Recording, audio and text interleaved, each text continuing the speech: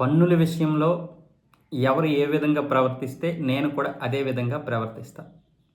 భారత్ ఇప్పుడు 100% మేము ఇక్కడ దిగుమతులు చేసుకున్నటువంటి కార్లపైన 100% అయితే సుంకాలు విధిస్తుంది. అమెరికా నుంచి ఏది దిగుమతి అయినా 100% సుంకాలు విధిస్తుంది. మరికొన్నిటిపైన కూడా సుంకాలైతే సగటున 9.3% అయితే ఉంది.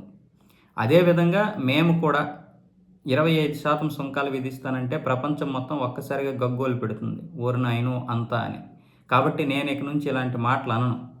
ఏ దేశం ఎంత సుంకాలు విధిస్తుందో మా వస్తువులపైన, మా దిగుమతి వస్తువులపైన, అలాగే మేము కూడా దిగుమతి చేసుకునే వస్తువులపైన కూడా అదే విధంగా సుంకాలు విధిస్తాం.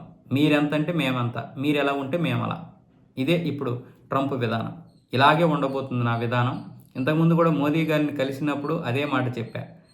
సుంకాలు మీరే విధంగా విధిస్తే మేము అదే విధంగా విధిస్తామని.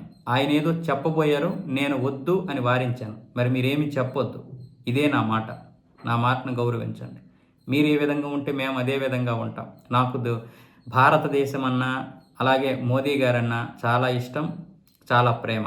కానీ దేశం విషయంకి వచ్చేసరికి అందరం ఒకేలా ఉండాలి. ఎవరి దేశం వారికి ప్రాముఖ్యం కాబట్టి వాళ్ళు బాగానే ఉన్నారు. భారత్ ఇప్పుడు సుంకాలు విధిస్తూ చాలా పన్నులు వసూలు చేస్తుంది. ఢిల్లీలో చాలా డబ్బులు ఉన్నాయి. అలాగే మా దగ్గర కూడా మేము కూడా అదే విధంగా ప్రవర్తిస్తాం, అదే విధంగా స్పందిస్తాం. మీరు ఎలా ఉంటే మేము అలా ఉంటామని ట్రంప్ అయితే స్పష్టంగా చెప్పేశాడు.